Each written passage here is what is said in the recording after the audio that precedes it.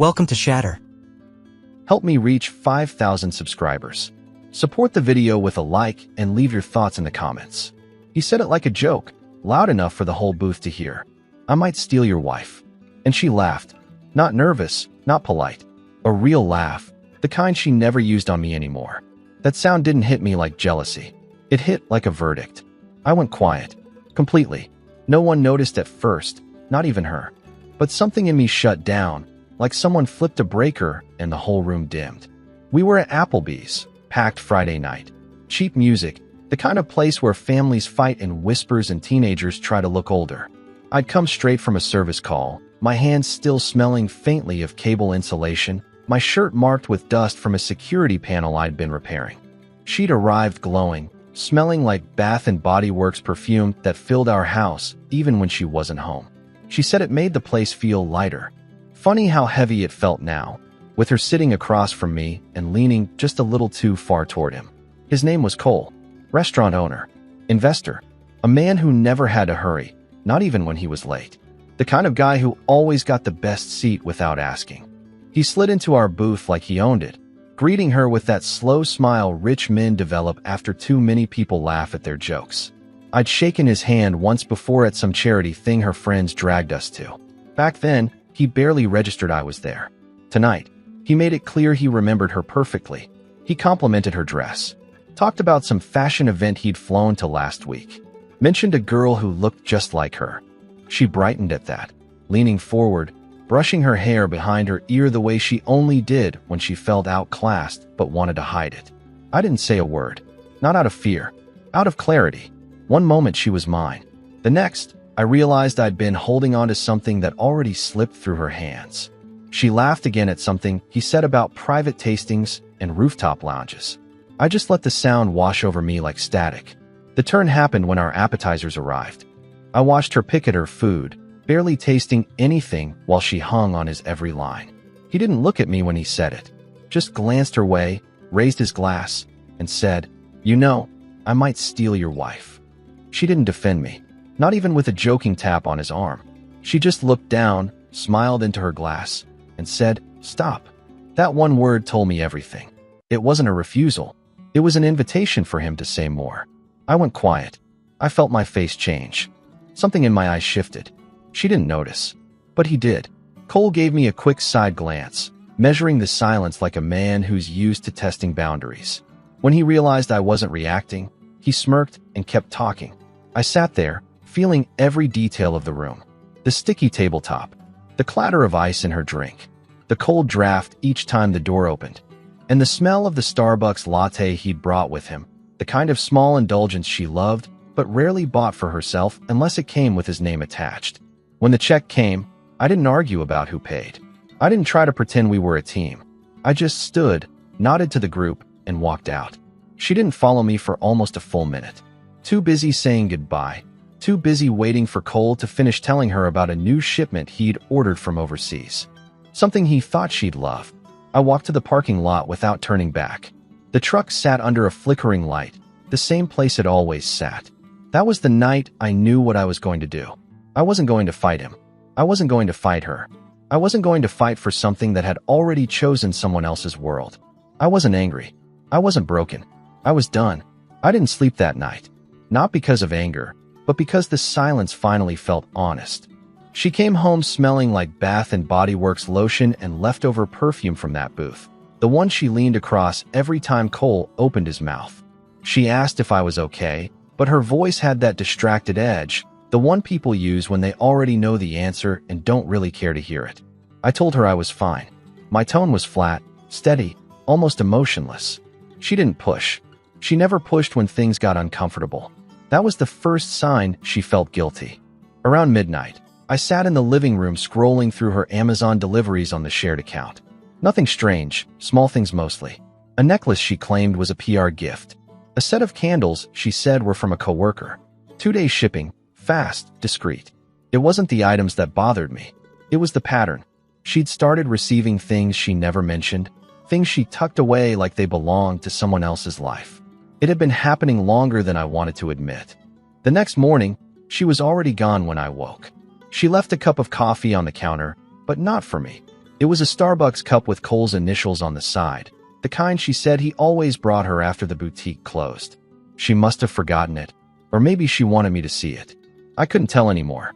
I kept my routine, drove to a job across town, replaced a faulty motion sensor in a warehouse, tightened a few panels.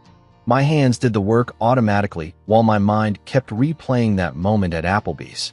The way she laughed, the way he didn't look at me when he made the joke, the way she lowered her gaze, as if she was embarrassed for the wrong reasons. By noon, I stopped by Costco for supplies. I stood there in a warehouse full of ordinary people and ordinary lives, and for the first time I realized how far she'd drifted from this world. Her dreams had lifted off the ground long before Cole showed up. He was just the one who spoke the right language: money, exclusivity, attention.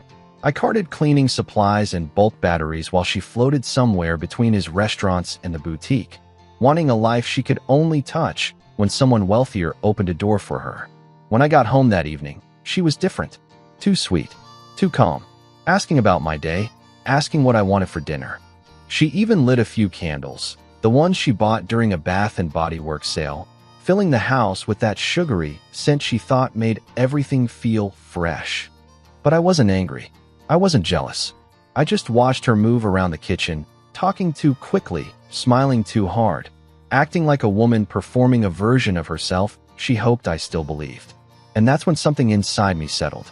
Not broken, not bruised, just done. She didn't see it. She couldn't. But the shift was already there. The distance had begun. The shift became real the moment I found proof I hadn't been looking for. It happened on a Wednesday, late afternoon, the kind of day where nothing should matter but routine. I came home early from a service call because the client canceled last minute. She didn't expect me, and I could tell the second I stepped through the door.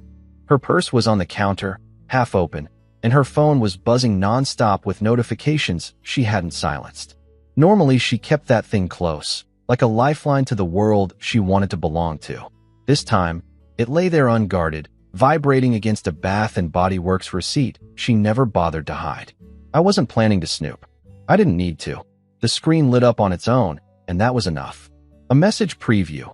Nothing explicit, nothing direct, but too familiar. A man telling her the Starbucks spot was open if she wanted to stop by after work, calling her by a nickname no one else used, telling her he'd ordered something for her online so she didn't have to wait on Amazon shipping. It was the casualness that hit me. The tone of a man who didn't worry about consequences because he knew she'd never shut him down. I set the phone back exactly where it had been and walked to the living room. The house felt different, like it had been rearranged around someone else's presence. She came in a few minutes later, surprised to see me home. She talked quickly again, asking how work went, telling me someone from the boutique had complimented her outfit, acting as if everything was normal. I watched her talk, watched the way she avoided eye contact in small, nervous flickers. She moved around the kitchen, straightening things that didn't need straightening. She even mentioned wanting to reorganize the pantry, something she only suggested when she felt cornered. I didn't comment. I didn't ask. I let her fill the air with noise while inside me everything was settling into place. Later that night, she took a long shower. I sat in the bedroom, listening to the water run, and looked at the small stack of boxes near her dresser. Gifts, she said, were samples from boutique vendors. I picked up the smallest box. No label, tissue paper folded too neatly, the kind of fold someone practiced. Inside was a bracelet she'd claimed arrived through Amazon. But it wasn't the bracelet that got me. It was the handwritten note tucked beneath it, the one she clearly thought she'd removed. He'd told her she deserved nicer things, that he liked seeing her in worlds she fit into naturally. It wasn't the words that broke anything in me. It was realizing she'd kept the note. That was the proof. Not physical, but emotional. She liked being chosen by a man she couldn't decline. I put everything back exactly as it was, then sat on the edge of the bed. When she came out of the bathroom, wrapped in a towel, humming to herself, she didn't notice the stillness in the room. She didn't see the shift in my eyes. She kissed my cheeks softly, rehearsed, distant, then asked if I wanted to watch something on Netflix before bed. I told her I was tired. That was the moment the distance turned into direction. I wasn't reacting. I was preparing. The morning I disappeared didn't look dramatic from the outside. It was quiet, almost peaceful, The kind of calm that settles when a decision has already been made long before you admit it to yourself. She was still asleep when I got up. The house smelled like the Bath and Body Works candles she lit every night, as if a layer of sweetness could cover the parts of her life she didn't want to face. I stood in the doorway for a moment, watching her breathe, wondering how long she'd been living in two different worlds. Longer than I wanted to believe. Maybe longer than she ever intended. I didn't touch anything at first. I just walked through the hallway, letting my eyes land on every detail that used to matter. The framed photo from a road trip we took years ago.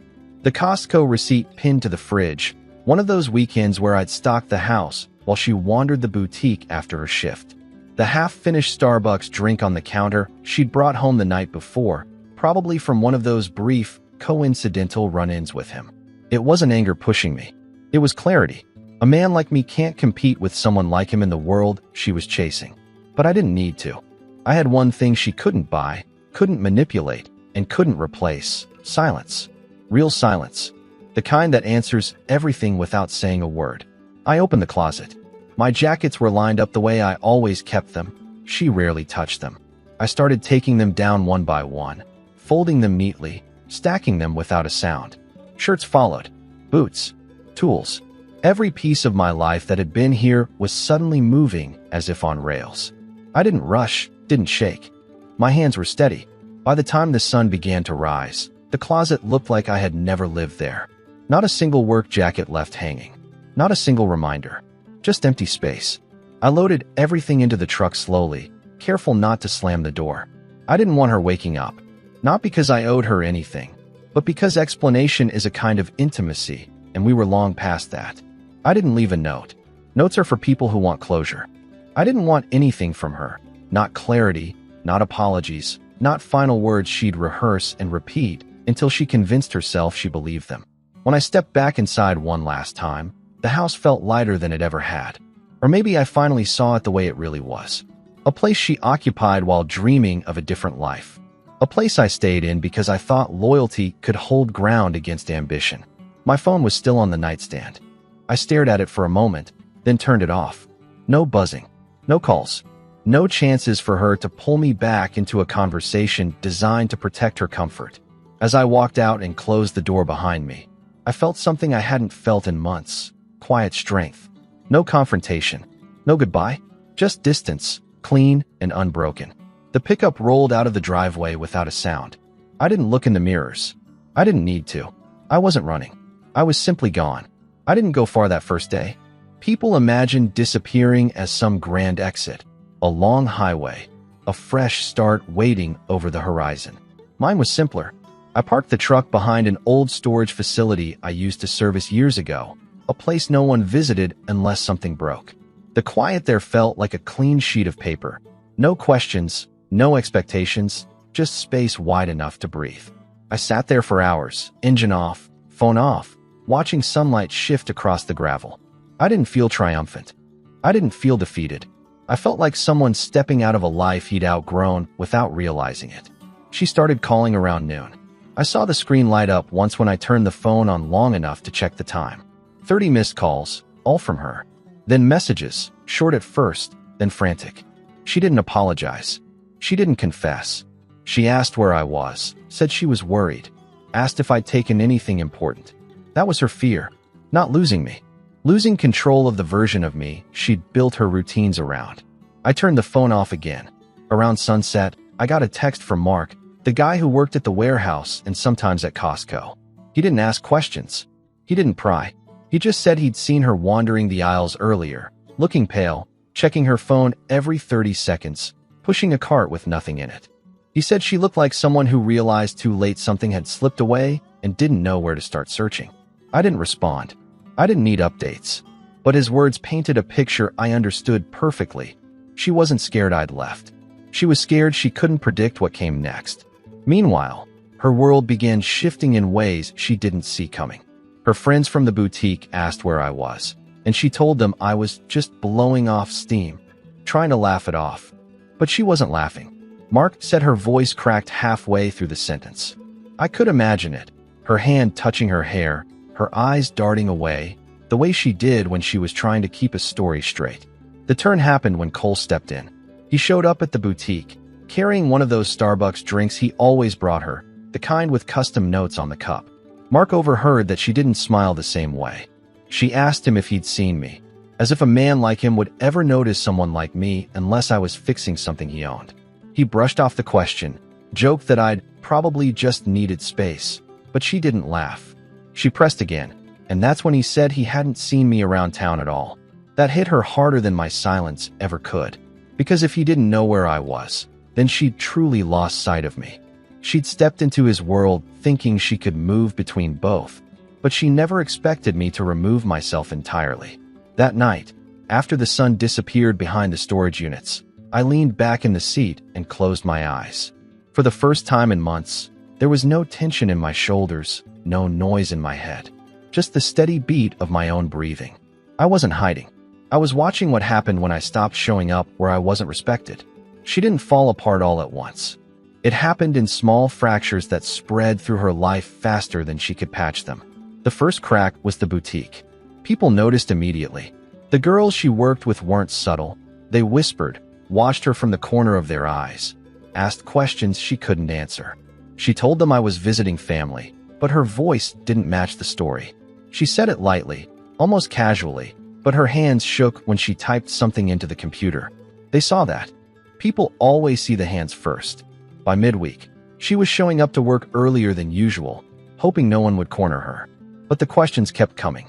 One of the regular customers, a woman who remembered us both from a community fundraiser, asked where I'd been.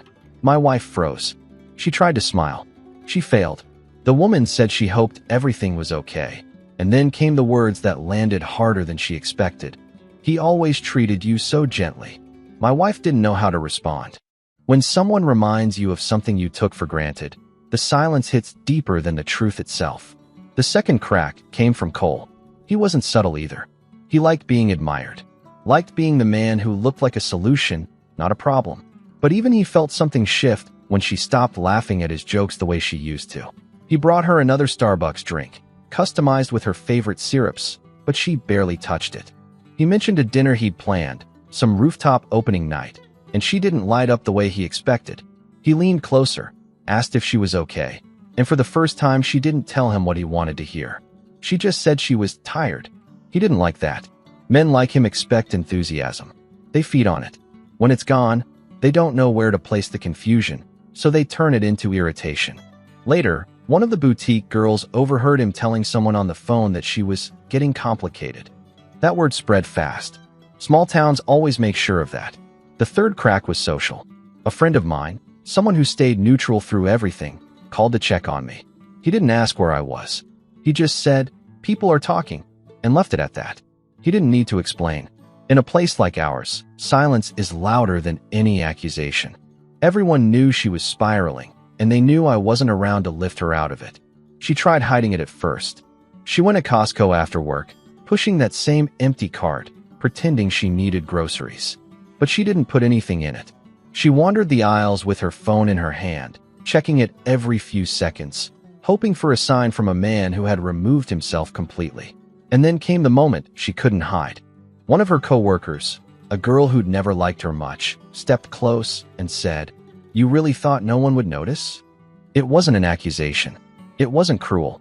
It was just the truth laid bare in 5 quiet words. That was the first time she realized she wasn't just losing me. She was losing the version of herself she'd been performing for everyone else. She didn't understand what real isolation felt like until the noise around her finally died.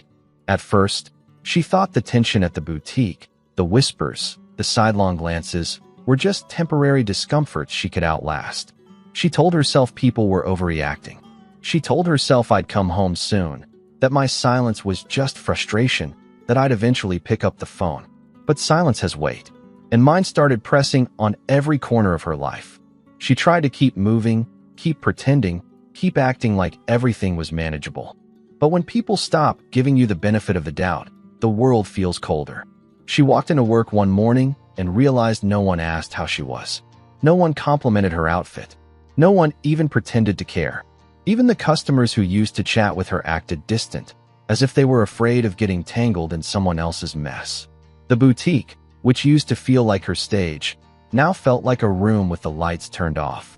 Cole didn't help. He didn't offer comfort. He didn't ask if she was holding up.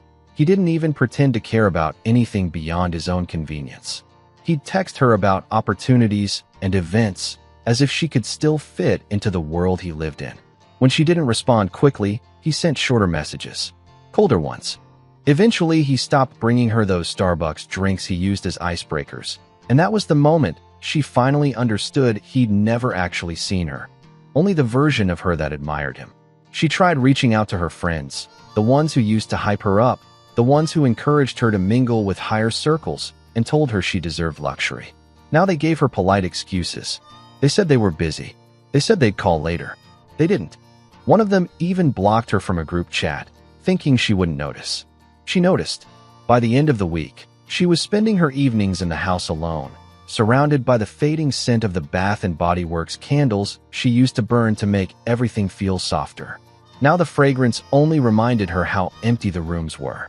She sat on the couch scrolling through old Amazon orders, replaying nights when we used to pick out simple things together: batteries, kitchen tools, everyday items that belonged to an ordinary life. She suddenly missed more than she could explain. What she didn't know was that I was closer than she imagined. Not in the emotional sense, those ties were gone, but physically. I parked the truck 2 blocks away from the house one night, not to watch her, not to check on her, but to understand myself. To make sure my decision wasn't made out of shock or pride. The house sat under the streetlights, quiet, still, stripped of the energy it used to have. I didn't go inside. I didn't knock. I didn't stand in the shadows hoping for a glimpse of her. I just sat in the truck and realized something simple. I no longer lived there. Not in the practical sense. Not in the emotional sense. I was present, but I wasn't part of her world anymore. The distance wasn't punishment. It was transformation. The confrontation didn't happen the way most people imagine. There was no yelling, no accusations, no dramatic doorstep scene.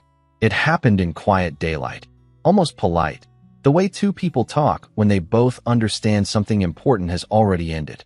She found me first. I'd stopped parking near the house, but I wasn't hiding anymore. I'd taken a short-term job repairing a security system at a small commercial building on the edge of town. She must have driven past the area 3 or 4 times before she finally recognized the truck. When she pulled into the lot, she didn't get out right away. She sat there for a few seconds, gathering herself, trying to rehearse the right opening line. But nothing she practiced could fix the silence she helped create. When she finally stepped out, she looked smaller than I remembered. Not physically, just reduced, like life had compressed her down to the version of herself she never wanted to see. She walked toward me slowly, careful, almost timid. She said my name, softly, the way she used to say it when we first met, before ambitions and admiration for someone else's world started pulling her away. I didn't answer. I didn't turn immediately. I finished what I was doing, tightening the last screw on the panel, letting the moment stretch just long enough for her to understand I wasn't operating on the rhythm she said anymore. She started talking then, quiet, rushed sentences about being worried, about missing me, about not understanding what was happening. She tried to sound sincere, but the words didn't land the way she intended. They sounded like someone trying to reverse a decision that had already played out past the point of no return. She said she didn't know why I left. She said she didn't know what I'd seen or heard. She said all she wanted was to talk. I let her speak. Silence has a way of reshaping people, and I wanted her to hear her own voice without anything to push against. When she finally stopped, waiting for an explanation, I turned to her. She searched my face for something. Anger, hurt, hope, anything she could grip onto. But I wasn't giving her an emotion to negotiate with. I wasn't offering her a fight she could win or a wound she could soothe. What I gave her was nothing. Not coldness. Not cruelty. Just distance. She tried again, telling me she'd been confused, telling me that things with Cole had been misinterpreted, that she didn't know how it looked. She said his messages didn't mean what I thought they meant. She said the bracelet was a misunderstanding, that the Starbucks meetups were harmless, that the Amazon gifts were just gestures. Her voice shook when she realized I wasn't reacting. That was when she stepped closer, reaching out, like she could close the space between us with touch. I didn't move away. I just didn't move toward her. She froze with her hand halfway up, suspended in the air between everything she was losing and everything she'd already lost. When I finally spoke, my voice felt like someone else's, steady, controlled, distant. I told her I wasn't angry. I wasn't punishing her. I wasn't disappearing to teach her a lesson. I told her some things don't need explanations because the truth reveals itself without them. Her eyes filled, not with tears of guilt, but with the realization that she no longer had any influence over the outcome. I wasn't hers to reclaim. Not anymore. Her life didn't collapse in a dramatic instant. It folded in on itself slowly, the way a structure does when the beams have been rotting for years. After our confrontation, she tried to hold herself together, but people around her had already sensed the shift. The boutique owner cut her hours without explanation, blaming seasonal changes, though everyone knew it wasn't about sales. Her friends stopped messaging her altogether.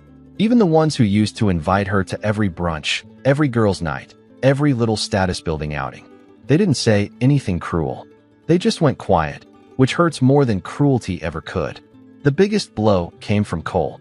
A man like him never sticks around when the shine wears off. She sent him a message the night after she saw me. Something long, something emotional, the kind of message someone writes when they're reaching for any familiar branch. He didn't answer. Not that night, not the next. When he finally did, the reply was shorter than a grocery list. He told her she needed time to sort things out, and that he was keeping his distance for now. She read those lines again and again, trying to convince herself they didn't mean exactly what they meant. But they did. Cole moved on before she finished rereading the text. Her world shrank fast. She went from carefully curated outfits and bright boutique lighting to evenings spent alone in that dim living room, sitting on the couch with a blanket pulled up to her chin. The house smelled like old Bath & Body Works candles she kept lighting out of habit, as if the scent could trick her into believing the life she'd built was still intact.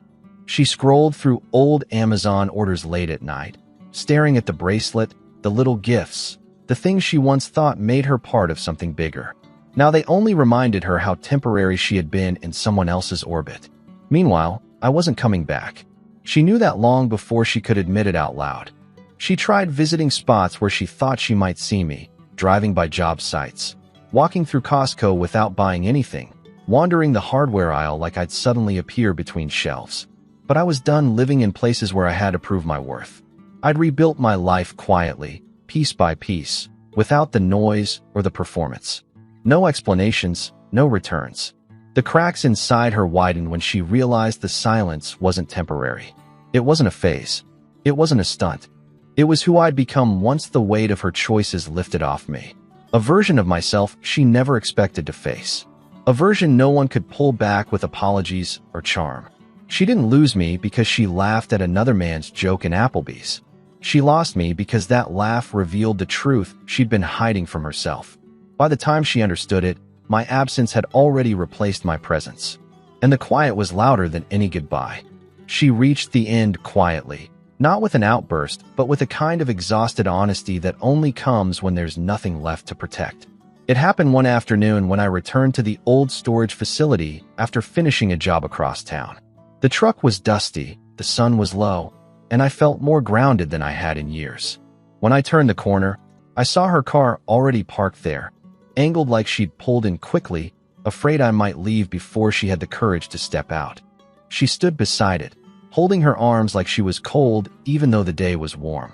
There was no makeup, no boutique perfect outfit, no perfume fog from Bath & Body Works trailing behind her. Just a woman stripped of every layer she'd once used to impress a world that had already moved on without her. When she saw me, she didn't speak right away. She didn't rush. She just looked at me with the kind of rawness I'd never seen from her, not even in the beginning.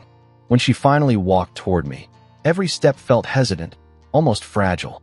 She said she'd been trying to understand what happened, trying to make sense of the silence, trying to figure out what she lost, and when she lost it. She said she missed me, not the routine, not the comfort, not the stability. Me, the man who used to stock our house from Costco on Sundays. The man who'd fix things before they broke. The man who never made her feel small. She said she didn't realize how much weight those small things carried until her world collapsed around the parts she thought were more exciting. Her voice broke when she admitted she'd confused attention with value. that she'd mistaken status for admiration. She said the laughter at Applebee's wasn't about me. It was about wanting to be someone she wasn't, someone who belonged in the circles Cole floated through with ease. She said the joke wasn't meant to hurt me, but the truth behind it did. I listened, not to forgive, not to judge, but because silence doesn't mean cruelty. It means clarity. When she finished talking, she asked the question she'd been afraid to say out loud. If there was anything left, any chance, any part of me that still felt connected to the life we'd built before ambition complicated everything. I looked at her then, not the version shaped by boutique lighting, not the version reaching for someone else's world. Just her, vulnerable, honest, finally real. And in that moment, I felt something shift, not backward toward who we were, forward toward who I'd become. I told her I didn't disappear. I didn't run. I didn't punish. I simply stopped showing up where I wasn't respected. I said if there was a future, it wouldn't look like the past. It wouldn't look like the world she chased. It would only work if she understood that silence isn't distance, it's dignity. She nodded, tears finally falling, not out of guilt, but recognition. Then I turned, walked to the truck, and paused long enough for her to understand the message without me repeating it. I wasn't leaving her behind. I was letting her choose whether she could meet me where I stood now, on ground I wouldn't step off again. Support the channel by liking, commenting, and subscribing. I promise even more interesting stories.